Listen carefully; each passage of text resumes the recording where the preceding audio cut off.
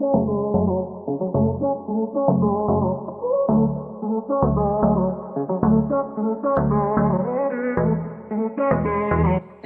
I'm Dr. Pamela, and you are watching The Joy Whisperer, where we explore the science and the practice of joy as a catalyst to our relationships, our resilience, our restoration, and our resistance. Today, we are going to dive into what it means to build communities of joy. And notice that I said communities of joy and not just a community of joy. And this is because we have the potential to build numerous communities in all the different facets of our lives.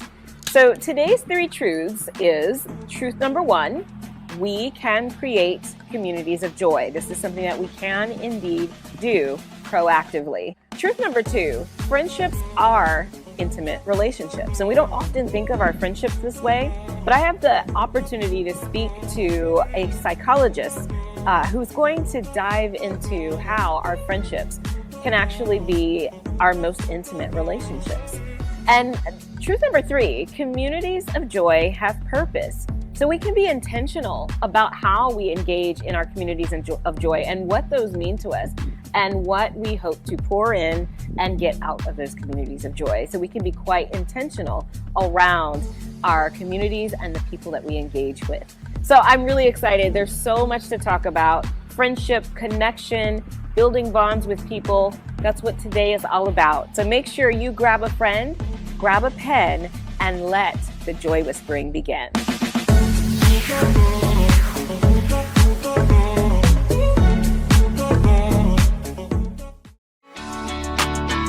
So today's theory to live by is the positivity ratio. Now, this ratio or this concept was developed by Dr. Barbara Fredrickson at the University of North Carolina, Chapel Hill. Now, what I really like about this is, I've used it in a lot of different contexts, particularly when we need to think about how to be proactively positive. When we're having a rough time and we need to think about what is it going to take to sort of turn the tides for myself as it pertains to mood and perception and what I actually have control over. So the way that the positivity ratio works is that for every 1 negative experience, we need 3 positive experiences in order to maintain a state of flourishing.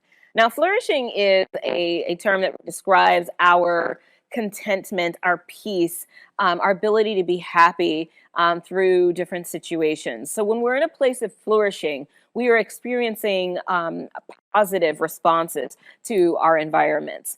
So when we look at how we navigate through that whole idea of a 3-to-1 ratio, you've had a negative conversation perhaps with your child or your boss, you will be able to change the way that you come away with that if you're intentional about making sure that for every 1 experience that you have that's negative, you ensure that you create positive experiences.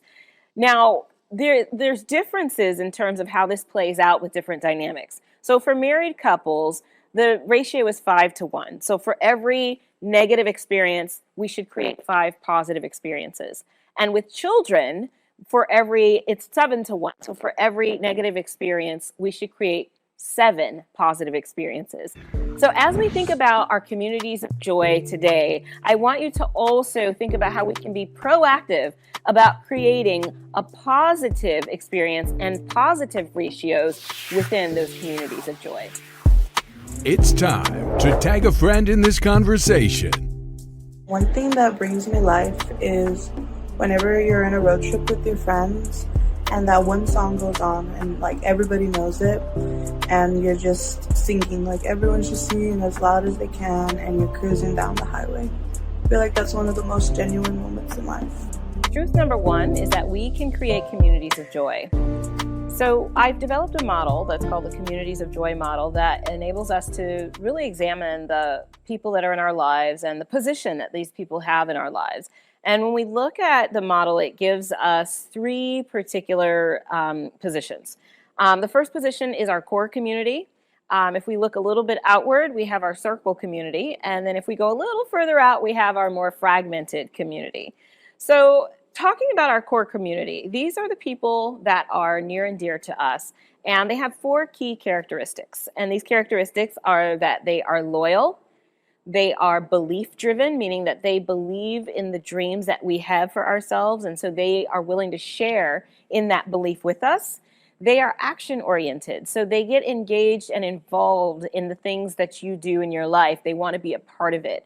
And the last thing is that they're accepting. So they know who you are, they know your flaws, they know the good and the bad about you, and they accept you in spite of that, and possibly even because of those unique qualities that you have. So the core community is that community that you really can lean on, that you can trust, that they are your core. They're your main community of joy. But if we move a little bit outward, we have a circle community. And so these are people in your life who share 4 different characteristics. And these characteristics are that they are like-minded. So they may have similar political views, different approaches to life. They might enjoy traveling the way you enjoy traveling. But they are like-minded, and so you share those types of experiences and conversations. They're also friendly, and you're friendly with each other. So you have a relationship, a connection in which you say hello to each other. You just are really polite, and it's just sort of this warm and friendly exchange that you may have with this particular group of people. The next one is that there is a sense of admiration. So they admire what you're doing. You may admire them and what they're doing, but you have a deep respect for the work that they're doing, for the hobbies that they have, for the passions that are a part of their life.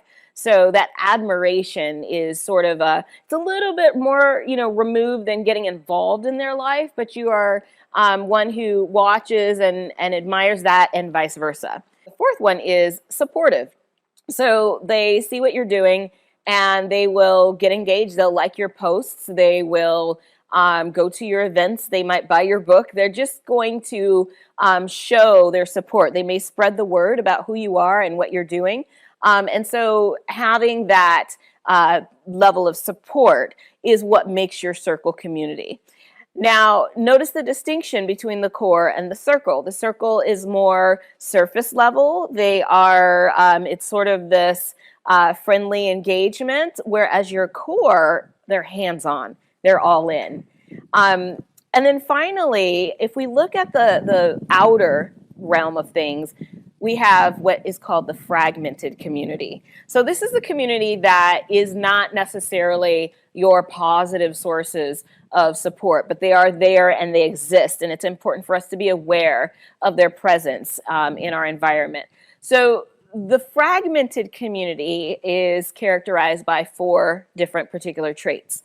The first one is that there may be some sense of a vindictive nature, that somebody harbors something against you, that there may be some level of resentment that exists in that relationship. There is also those who are indifferent. So when you have big wins, when you go through really difficult times, they sort of respond with a sense of indifference, like, yeah, okay, so anyway, here's what's going on in my life. And so it's not really the kind of place where it's safe to live out your emotions.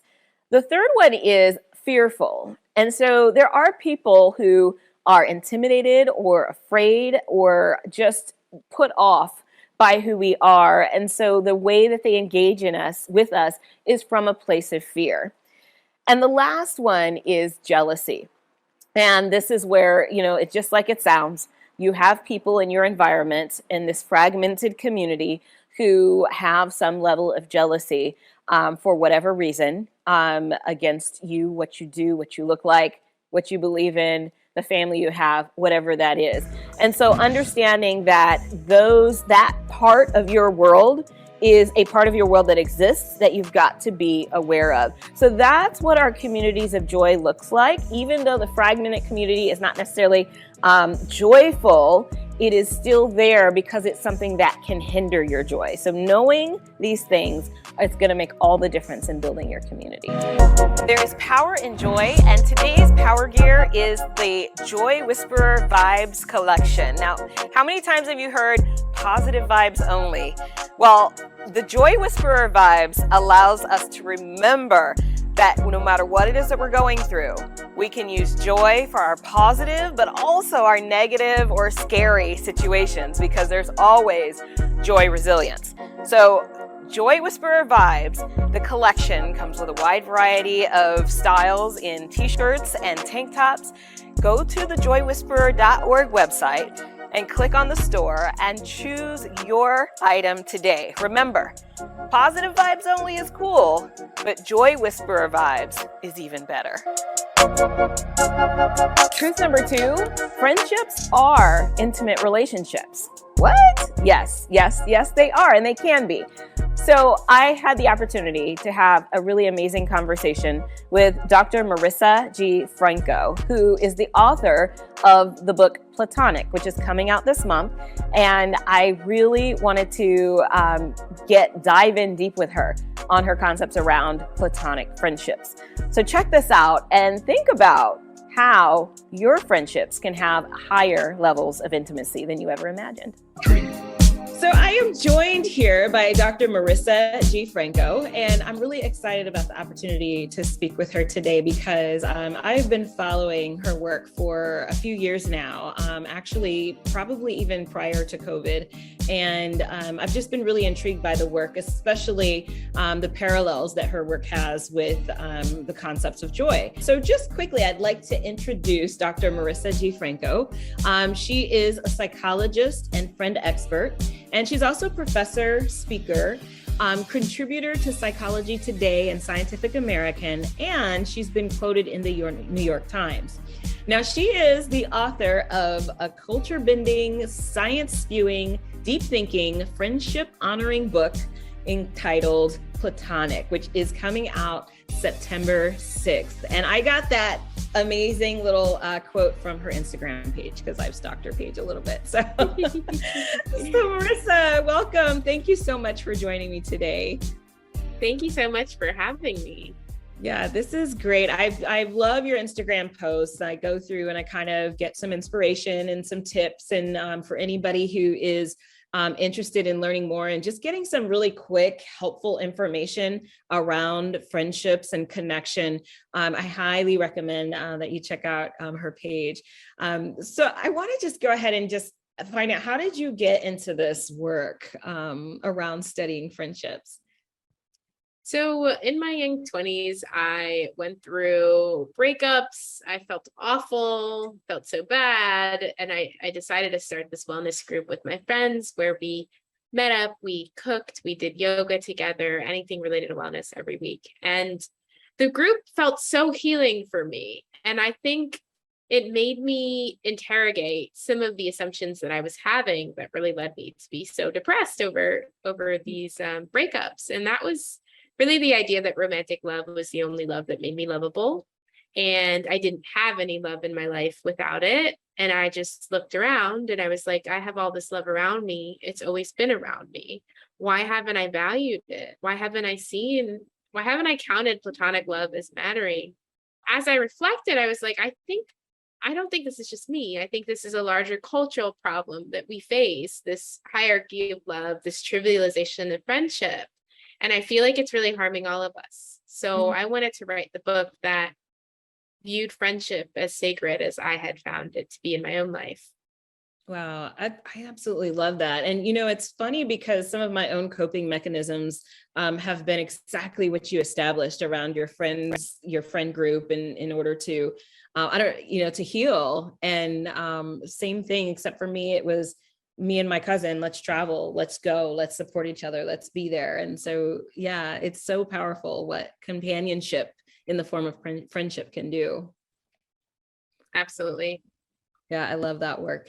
So I have viewed your TED Talk a few times. I came across that, and I thought it was really profound because it went into a little bit of the history around platonic friendship and, versus, I don't know if it's necessarily versus, but, romantic relationships.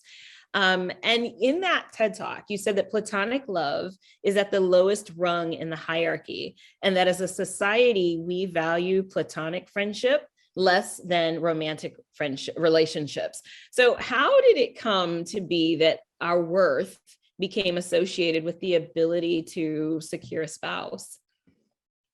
So if we look into the history of marriage, we will see that love was not a thing.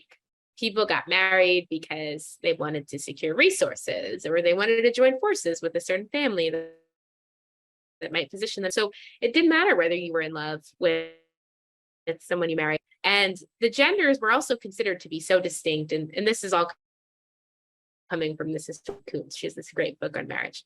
The genders were considered so distinct that it was assumed you can't really connect with someone of a different gender. This is for people that were so where you can connect and develop real emotional intimacy was through your friends' intimacy. And I would argue that that's where you experience romance. And I think, communities have really pushed us to see that romance and sex are different, right? Romance is being passionate about someone, idealizing someone, wanting to be around them all the time. Sex, sexual interest, attraction is wanting to have sex with someone. Right. And we tend to conflate those two things. You could want to have sex with someone that you don't want to go to brunch with, right? And so if we piece those apart, we see that romance is often a part of friendship. And it's very normal for best friends to feel some degree of romance. Like, I love this person. I want to hang out with them. I think they're the best. I think they're the greatest.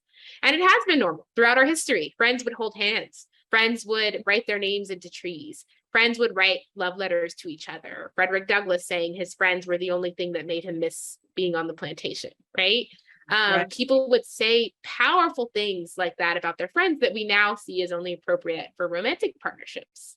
But what was going on in the time that really freed people up to be this loving in their friendship was that homophobia didn't exist as we see it today. You were forbidden from having sex with someone of your same sex. But what was not forbidden is the constellation of behaviors that we assume indicates same sex. So you could hold hands with someone because that's not having sex with them. You could write a love letter to someone. That's not having sex with them, right? We could share a bed because that's not having sex. So that none of that was taboo. None of that was forbidden. Then in 1867, around then, basically these psychiatrists, Sigmund Freud, Richard von Krafft-Ebing, they began to argue that it's not just an act that is bad, it's a whole entire identity. They created the concept of sexual orientation in order to cast it as a disorder, in order to say this is a disordered way of being. And Freud gives his whole early childhood complex and being attracted to your parents and how that process went awry, and that's why you're attracted of the same gender. That's why you have this whole sexual orientation or identity that becomes part of you. So they kind of created the whole concept of sexual orientation. And then on, people started to question, does me holding your hand indicate sexual interest? Does me writing you this love letter mean that I want to sleep with you? And so now all of a sudden, all of these intimate behaviors that were considered normal in friendship were stigmatized as because of homophobia. So I think homophobia is one of the biggest ravagers of our friendships, and particularly men's friendships. It's so sad in more ways than one, because it really destroyed an entire system of support that I see men really need today. They needed it back then, they need it now. When I ask men in particular about how they, how they describe their joy or to talk about their joy, they have no idea in many cases what that even means for them, which is just so, and I'm willing to bet you if we did a study that looked at men's friendships, the men that have deeper friendships probably experience more joy. It's just a guess, but yeah. I think that's why, widowed women tend to, grieve a little bit better because they have this entire community. And I think it's wrong the way that we always pit romance and friendship against each other. First of all, because they're not exclusive. Hopefully with your life partner, your spouse, they feel like your friend too. And romance, we also experience romance with our friends. And, there's all this tension around you're hanging out with your friends, you're not spending time with me, or you get into this romantic relationship and you don't hang out with your friends anymore. And one of that's just such a misconception, because having friends is part of what healthy romantic relationships look like, or spousal relationships look like. we know from the research that if you get into a fight with your partner, your release of the stress hormone cortisol becomes dysregulated. The pattern gets all out of whack, unless if you have good social support from your friends, then that doesn't happen. Or that women who are going through difficult relationships with their romantic partner, they're more resilient to them when they have close friends. Wow. And so I think we should all be encouraging our spouse to, hey, go make some friends, because that's going to really help us connect. It's going to help you to bring the most stable, loving side of you to this relationship. Oh gosh, that's so powerful. Oh gosh, I love that so much. And I guess that can speak to the opposite end of things, where somebody who might be in a very unhealthy romantic relationship is being sort of discouraged from, being around their friends, because your friends, if they are the thing that keeps you healthy, then it's going to pull you away from that unhealthy, romantic relationship. And I'm sure that's a threat to the partner. That is such a good point. I've never heard it framed that way, but yeah, I can certainly see that, these abuse tactics of isolating that make you more vulnerable to continued abuse. So friendship, another research study for us, a friendship can be a protective factor, possibly, against abusive relationships. I don't know. But that's pretty, I love that. I love the depth of that, So I want to hear a little bit more about, and I love that you said that we tend to pit romantic and platonic relationships against each other. I almost did that at the beginning of this interview when I said platonic versus, romantic relationships. It's such a natural sort of, dichotomy that we tend to fall into. But I'd love to hear more about the value of maintaining deep friendships outside of our romantic relationships. What does that look like, nurturing those deep friendships when we are in a society that is very possessive about our romantic relationships?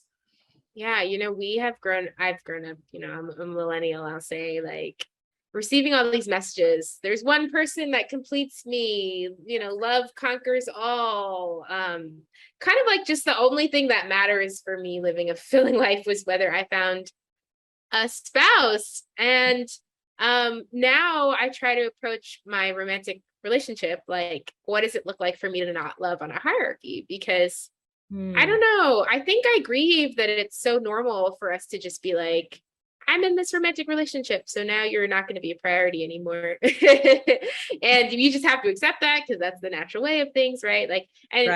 There's more and more people that are ending up single than ever before.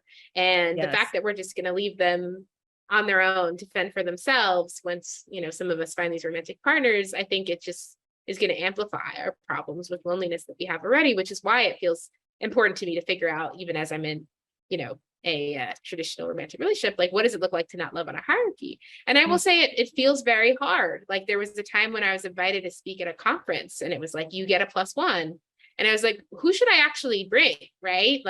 Not necessarily this person that I'm with. I can invite someone who would benefit from this the most, who might like this experience the most. But actually the conference told me I had to bring a significant, quote unquote, significant other. Really? Yeah. So there's all these ways, if you want to try to reverse the tides, it feels really hard, right? You get invited to someone's wedding, and it's you can bring your significant other or no one. You can't bring your best friend or no. Yeah. So it's hard, because it's not, and even in our policies, right? All the benefits that go to a romantic partner, your husband or your wife, your person, that don't go towards your best friend, even if that is the most profound relationship in your life. So it's all I can say about it is it's hard.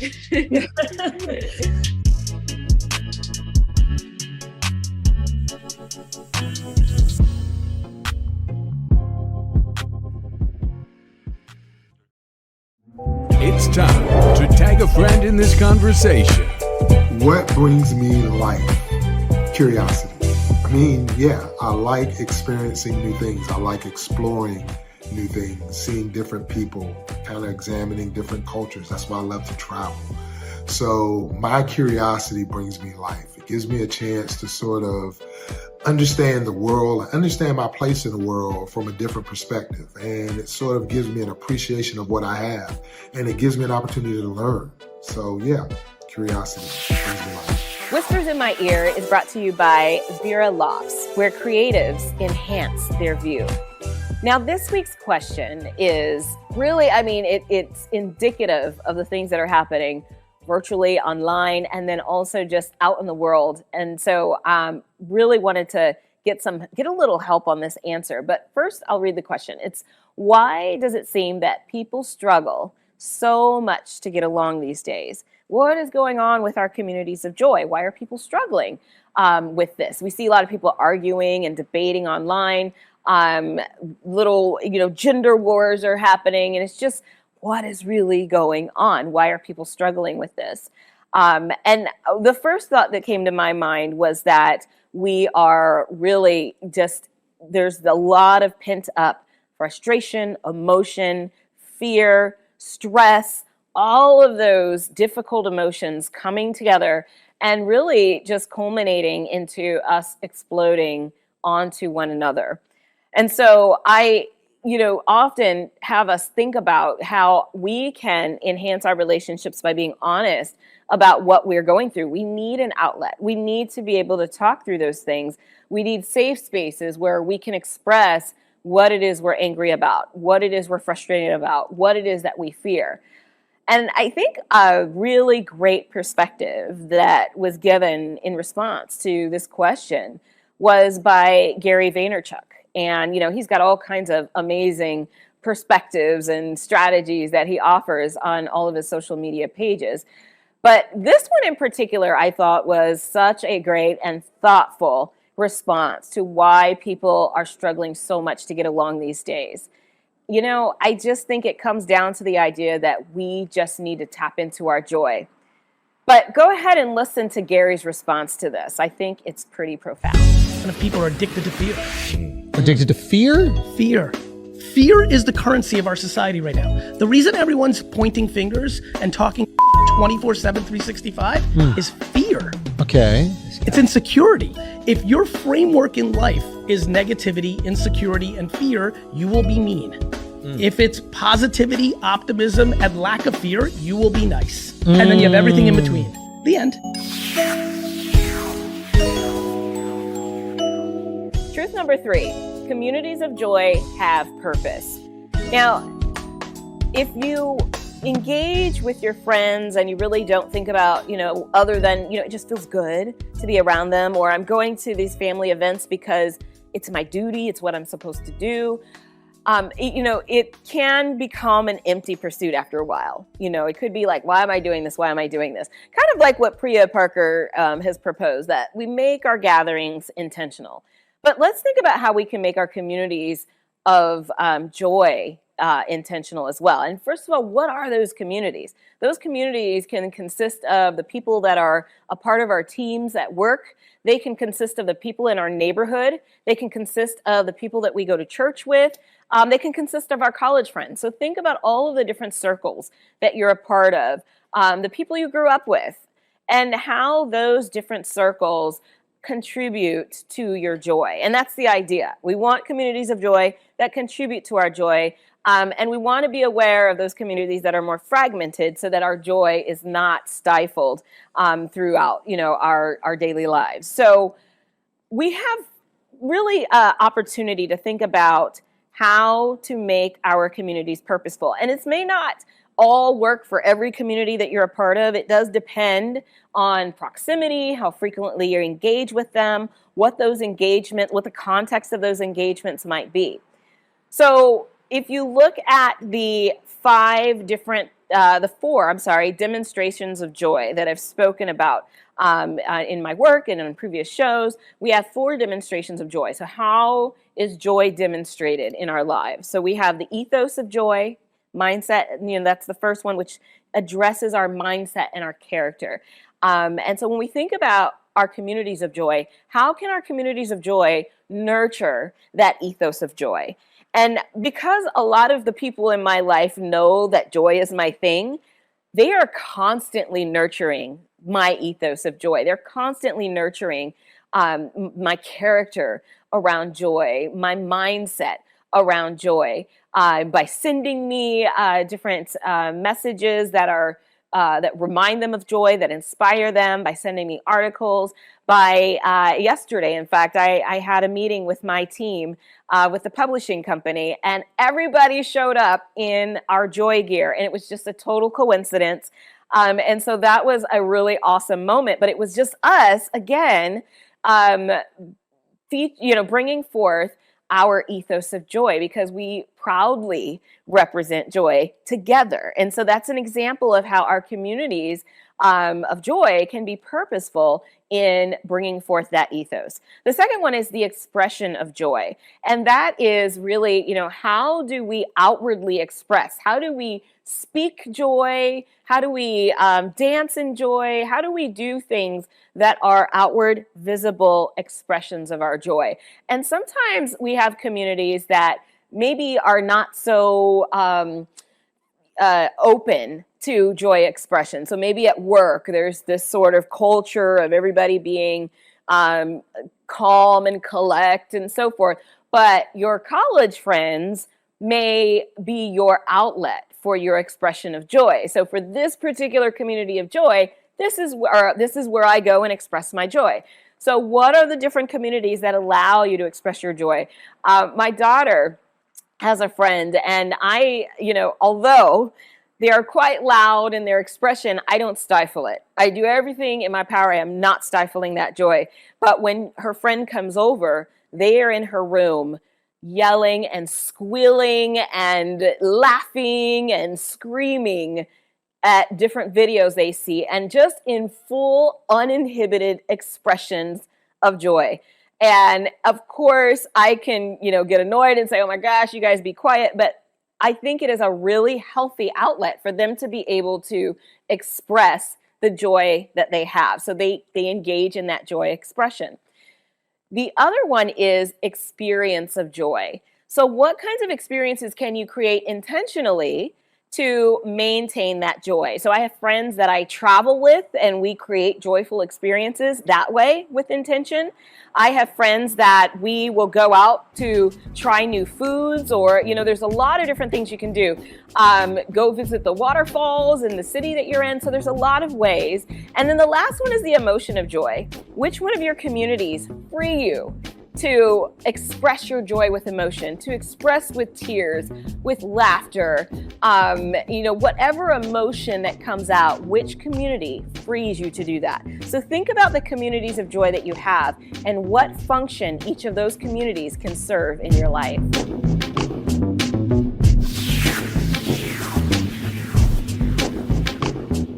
Everybody's here.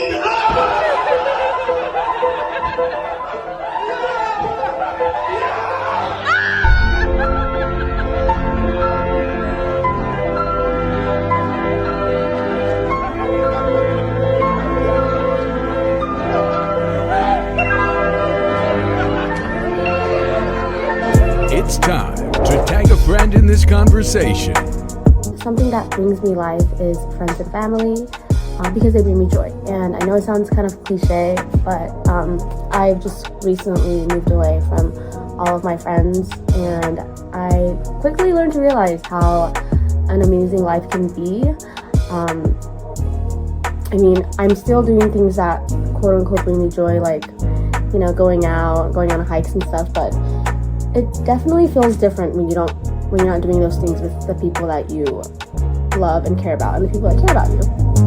So another way that we can be purposeful with our communities of joy is to be communities that encourage positivity through difficult times. And difficult times are always a possibility.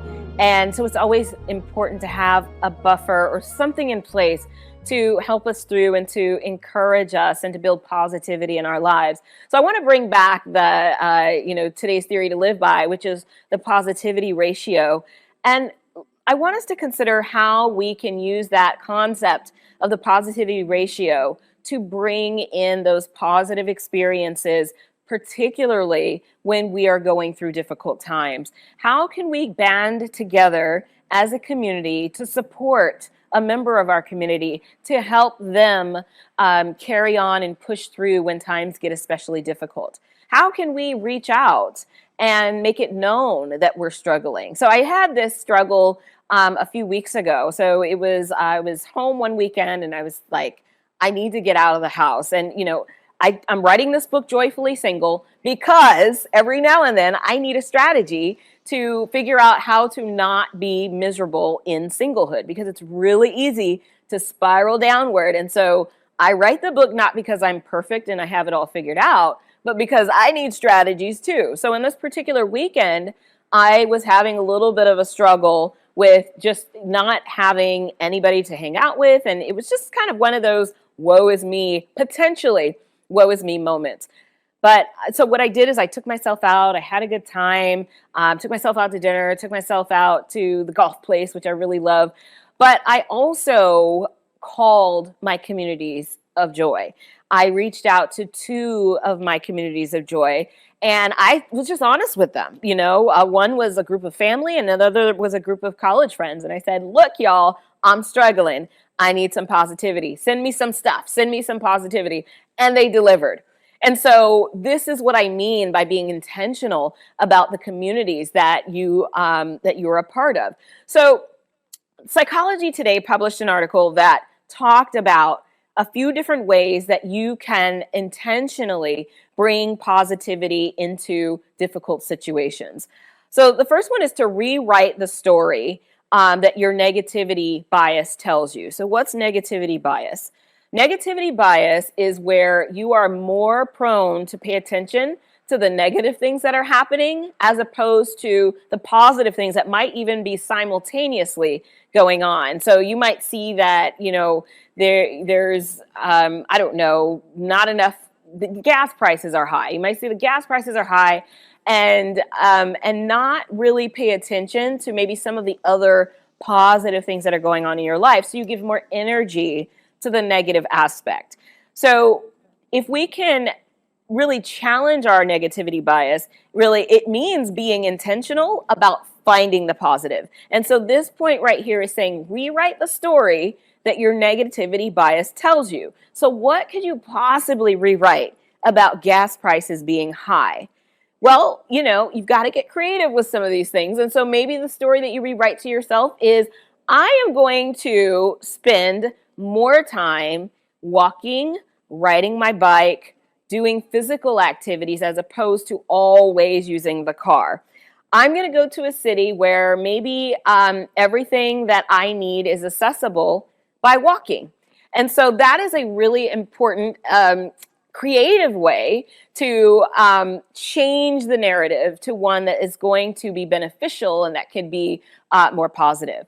Another one is to look for opportunity in the difficulty. So for people like, let's say they're going to school and they're struggling to pass a class, an opportunity in that difficulty is to possibly build a relationship with the professor, build a relationship with some classmates. And so now the opportunity is that you have built more connections around the very thing that you struggle with. And one more is to choose your perception. And this gives us power in our situation. One of the things that I like to ask the people that I coach is, where is your power in this situation? And it helps them to think about the angles that, enable them to take action. So those are just a few ways to insert positivity into your life and to be really intentional about it. Allow your communities of joy to help bring forth new ideas and new strategies for positivity. So this week's gift to myself, I swapped out midday meetings for midday naps. Yes, I took naps. And so I do that every now and then, but this week I was particularly intentional about making sure that those midday meetings that usually stress me out or bring me to the end of my rope were replaced with midday naps. So I intentionally did not schedule anything during a certain time frame of the day and gave myself permission and space to go lay down and recuperate and recover. And That did so much for me that by the time I got up, I was ready to go. I was ready to move into whatever the next task was for the day, and I was able to do so energized. So I encourage you to think about how you can incorporate naps into a certain time of day for yourself, even if it's not on an everyday basis, even if you just give yourself 3 or 4 days to just dive into the practice of napping. I bet you're going to see what a significant change it can bring in your life. So that was my gift to myself, and I encourage you to gift yourself with the same thing.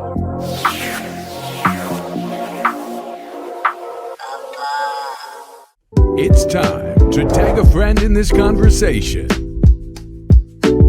Something that gives me life is hearing people's genuine laughs and laughing with them just as hard and genuinely. And the way that the morning light hits the trees so nicely, and jumping in the ocean after you haven't for a while. Those things give me life. So today I have encouraged you to think about all of the different communities of joy that you may be a part of. Sometimes we miss it because we think, oh, it's just my friends, or oh, it's just my colleagues. But think about how each one of these little pockets of people that you're a part of can be sources of joy, your communities of joy. I encourage you to join me every Thursday at noon on the SSN TV channel on Roku. And also find me on social media. Instagram, it's Whispering Joy, or just find me on LinkedIn at Dr. Pamela Larde. Remember, joy is our greatest energy source for our relationships, our resistance, our restoration, and our resilience. Have an amazing and joyful week. We're a Loss, where creatives enhance their view.